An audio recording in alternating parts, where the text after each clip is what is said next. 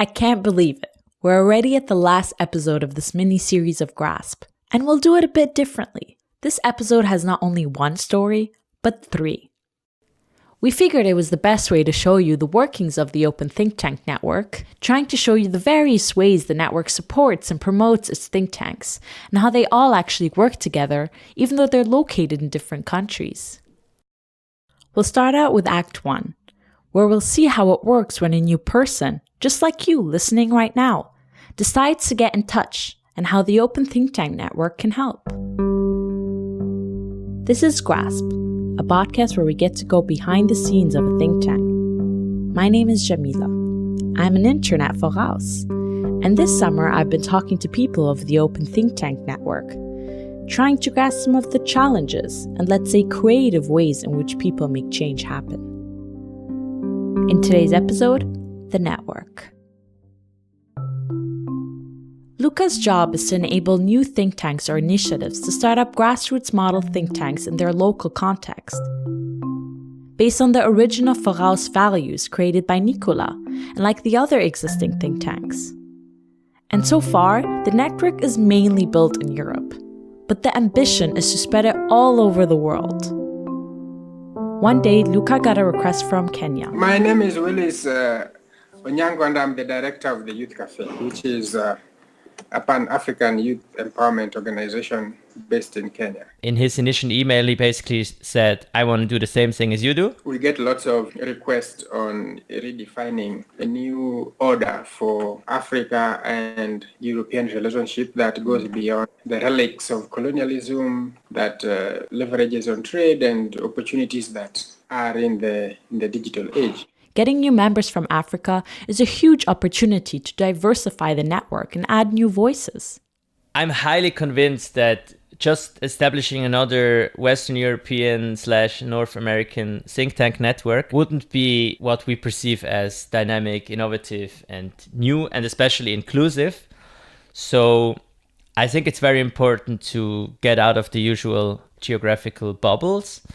And also for me, the grassroots approach also means being open to different country contexts. The opportunity is there, but to make it work, Luca always consults with the existing members.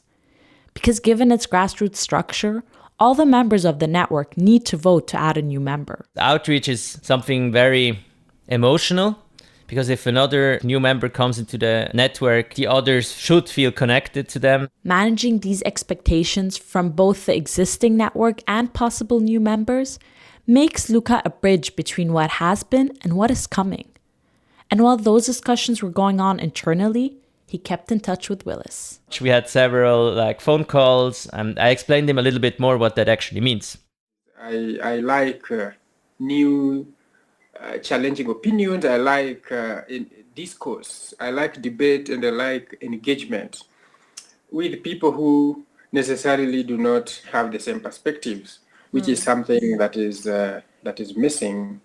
The grassroots beat. I think he heard about some event series we did, for example, where we brought CEOs and refugees to the same table and talked about migration policy. He was like, wow, this is how it should be. Willis' application is in, and if all think tanks vote unanimously, we will soon have a Kenyan grassroots think tank in the network. So I am keeping my fingers crossed. So far, we've heard how think tanks work in Germany and Austria and the UK, and how they operate in their local contexts. But the real power of the network lies in international collaboration, tackling issues together using the same method, moving bigger issues on an international scale. Now that's the ambition of the network. And to test that, you need an adventurous project manager who dares to risk it. Hi, I'm Jonas from Voraus. We're just now running the workshop in Zurich on what could become an AI strategy. Yeah, that's Jonas. And in Act 2, he will show us how he did it. Jonas is the project manager of Policy Kitchen. He built that baby from the ground up. Policy Kitchen? No, you're not all of a sudden listening to a cooking show. This platform does cook up something, high-quality policy recipes. Here's how it works. A a policy challenge is posted on the website. Like, for example, how to make AI more inclusive. Once the challenge is out there, people get busy. Think tanks locally might organize an ideation workshop on the topic, or people like students or experts can also contribute individually by uploading their recommendations. This allows people to collaborate virtually on a set of challenges for policymaking, removing those barriers that all collaborators have to be in the same physical space. A new way of generating policy recommendations from all over the world. And Jonas and his team were organizing such a workshop on artificial intelligence in Switzerland. That workshop was amazing. The location was great, the mood was really interesting. I think I would describe it as, wow, we can really make a difference here. And it was a great mix of people. We had different sectors represented, some geeks from the tech sectors, pretty senior people, both from government and some research institutions, as well as students. We had, I think, about 30 people in a room. So we broke down the group into different subgroups to work on very specific issues. The discussions went on for a full afternoon, and there were many new ideas. Some of the participants even wanted Jonas to come and talk about the insight at an upcoming event. We started this project with a very experimental lens and just try out stuff and see what sticks. And having such a positive response from important players in the field is pretty exciting. They got offered to do a Policy Kitchen workshops on AI in the AI for Good Summit, organized by the UN and the ITU. And Jonas realized that AI, being such a global topic, isn't really tied to national borders. What if one could leverage the international side of the Open Think Tank network and do similar workshops, say, in different parts of the world? Let's try to scale it up a little bit, because the strength of Policy Kitchen is its capacity to kind of put decentralized work or say workshops in different locations together in a single virtual space. So to really make use of this asset, we propose to actually make a larger process that will culminate in the AI for Good Global Summit. Jonas and his small team had to get in touch and convince the other think tanks in the network to participate. And told them that this is a unique opportunity to be part of something bigger. And we also told them that we could support them financially if we get green light. That green light was on yellow for a while, as their partner Swissnex, who has locations all over the world, also still needed some convincing. Months later, they suddenly got the green light. Yet there was a pretty significant problem. There was only 2 months left until the summit. The time schedule was really getting tight. Jonas knew that he needed to get people on board to even stand the chance of scaling in that short amount of time. Okay, So he started calling up his international colleagues in the network. Should I maybe... This is Max in Vienna was one of them. really loud. Should I maybe... Yeah, wait. First reaction was, so cool that we are invited to be a part of this. Let's do this. That was our first reaction. And Luca, who doesn't only coordinate the Open Think Tank network and its new members, also had moderated Policy Kitchen workshops in New York and Boston. And he just finished a successful workshop when he got the call. He called me and said, we want you again for a workshop, but this time you have to organize it on your own. And you only have a couple of weeks. And I was like, wow, first of all, I am not that familiar with the concept of artificial intelligence. So I'm amazed by how coolly they took it. They were all just really motivated to get it done. Apparently, many of them are also used to do things under time pressure, so it wasn't a first for many of them. But I'm still amazed that all of the partners made it happen. So think tanks all over the world started prepping. It was short notice. So I talked to Khan, the project manager of Ponto, and then he said, we can do this no matter what. I will spend now countless hours and sleep deprivation on top of it to organize this thing. I don't know. Sometimes stress levels and fun levels actually correlate quite well. So the busy moments are also the more exciting ones, and where you put in a lot of energy and also enjoy doing it. I was just excited, but it wasn't easy at all. It included many late nights. Believe me, I witnessed it all. Jonas was always the last one to leave the office and drank like hundreds of coffees a day. But he was committed to this project and getting the workshops organized in time. This involved 8 countries on 4 different continents. I knew if I achieved this goal, this is a big kind of strong case for future engagements with Policy Kitchen. So I knew I just wanted to get it done. When the first workshop started rolling, Luca realized he had a problem in Boston. Yeah, we only had like 6 RSVPs. But also we announced the event like 5 days before it took place. He decided to call up Jonas and tell him about this challenge. Like, hey guys, this is impossible. Where it was like, oh yeah, we do it, but then we don't. We only have 6 RCPs. That's pretty sad. And we don't want to be the workshop on like, oh nice that it happened, but it was kind of sad. They took the decision to postpone the Boston workshop to a week later, giving them a little bit more time. And Luca and his collaborators did a full-on push with everything in their power to really get that diverse crowd of people together in time. And basically contacted everybody possible to like be present at that workshop. All partners like Harvard, Swissnex, and me realized, wow, okay, if we organize something short notice like that, emails are not enough. So we started contacting people on their phones. We texted people and said like, well, you would be a great candidate.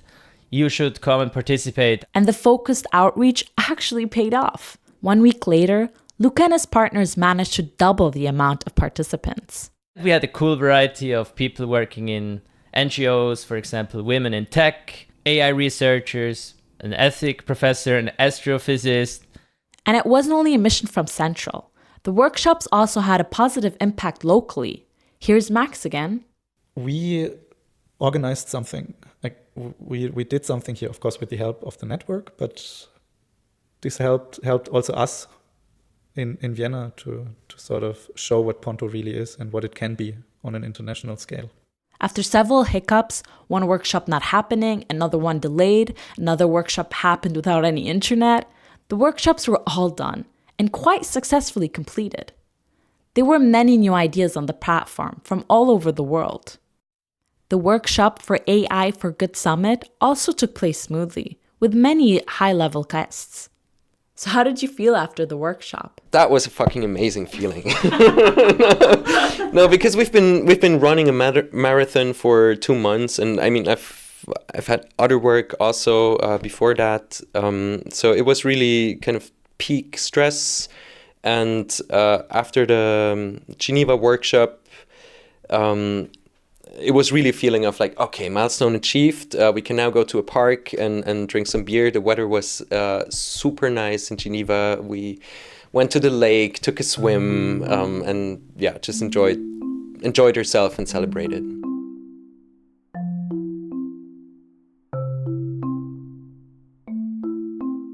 Throughout the series, I've been the one asking the questions. And as we're wrapping this project, my producer Katarina flipped the mic and started asking me some stuff.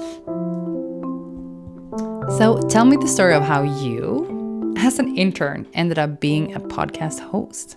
I was already developing this Git book, which is an online source platform to find a bunch of information on how to run a think tank or how to run an NGO. And one of them was how to create a podcast. As I already did this research, I realized it's quite interesting and could be quite fun to do as well. And we wanted someone who's local, who knows the think tank and the think tanks themselves. And I was up for the challenge to try something new and something more exciting. Did you ever doubt your ability to do this? Yeah, I thought it would not be nice to hear my own voice. And I still struggle with it. I think I still get red cheeks when I hear it. What was the most challenging part of getting behind the scenes of the network? It was really hard to get them to talk like personal stories. People kept on saying we and getting super technical. But I guess that what comes because they're so passionate about their work and their think tank and they're all voluntary that it's like hard not to be, but we're trying to get like funny or like good stories that would be interesting to like listeners, and it should have come from themselves, but it was always hard to take them back to their feeling. It was all very more like what actually happened, so I think that was the like difficult part, like screwing them to open up a bit.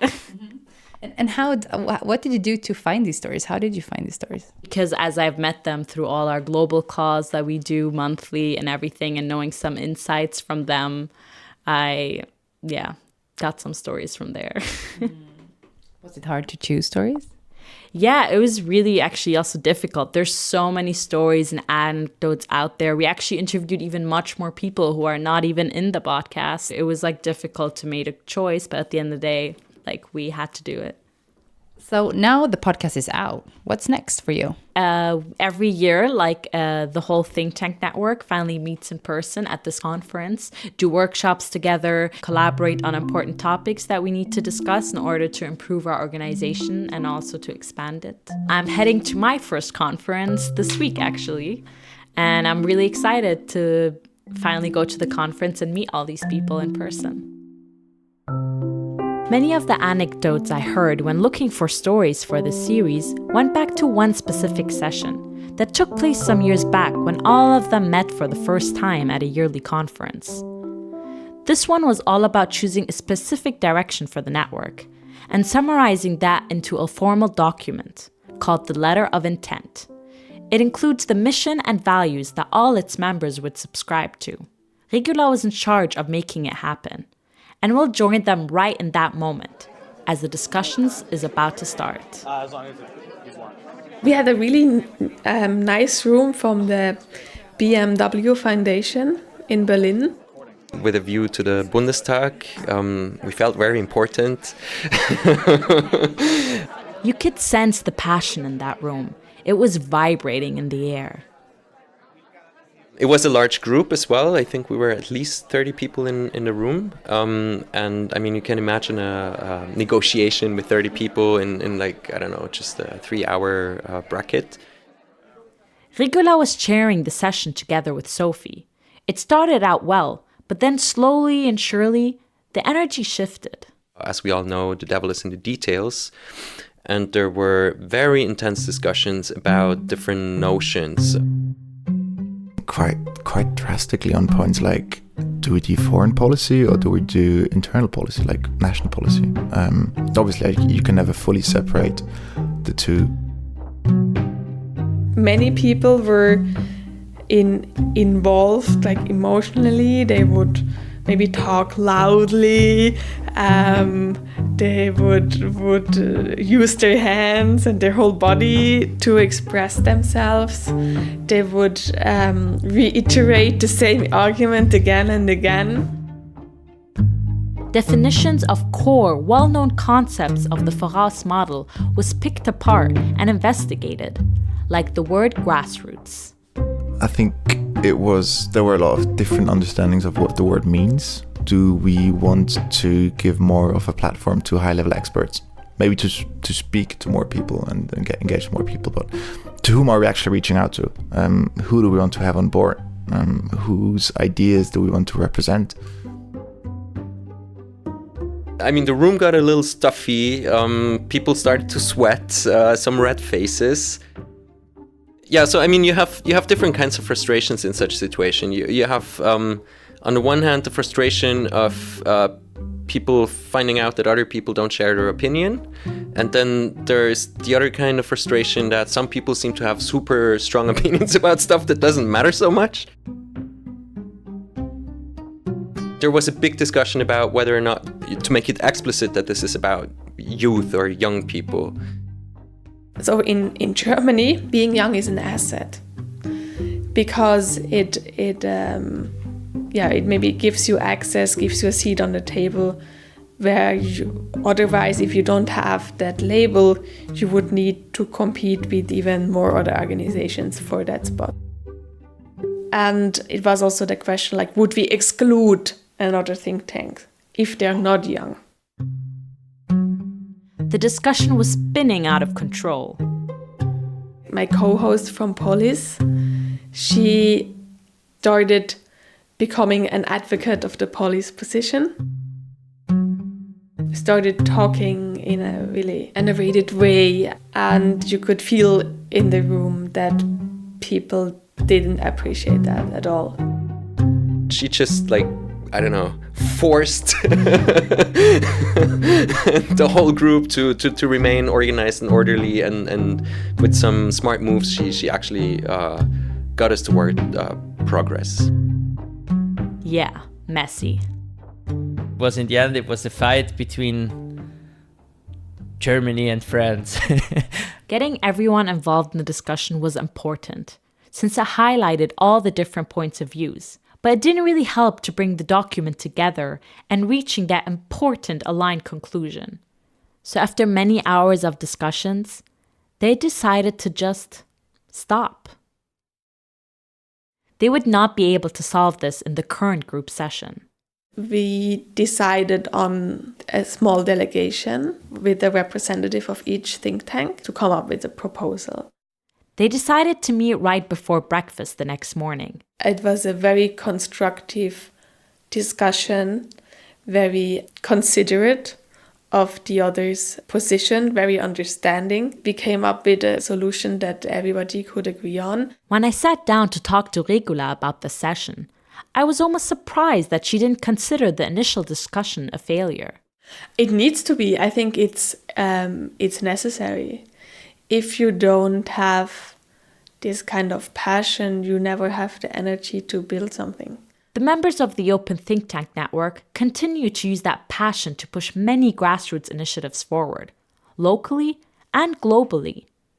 And knowing how to harness it and how to be pragmatic and solution-oriented when needed has been key for building and growing these think tanks.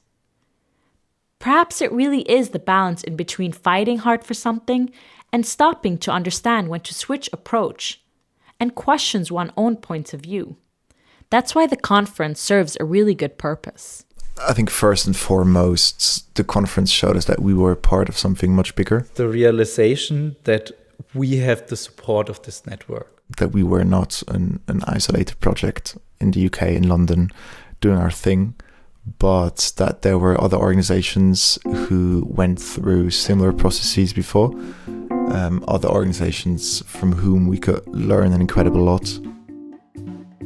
Almost everybody is funnier than during a professional call. That's the good news.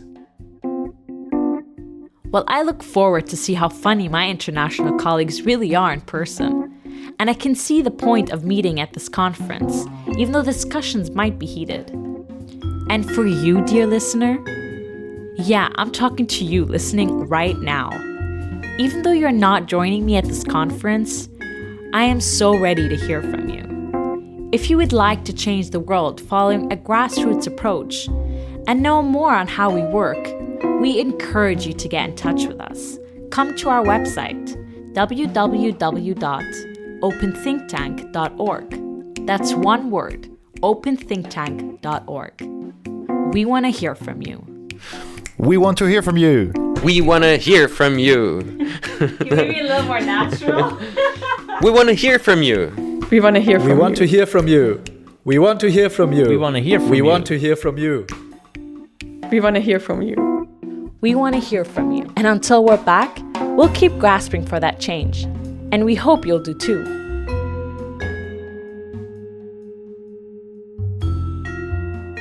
This podcast was possible thanks to the generous support of the Larix Foundation. I'm Jamila, your host of this show. Tinka Media is the podcast production house behind this episode. Music came from Blue Dot Sessions. From Voraus, the project is overseen by Edu, our digital innovation manager.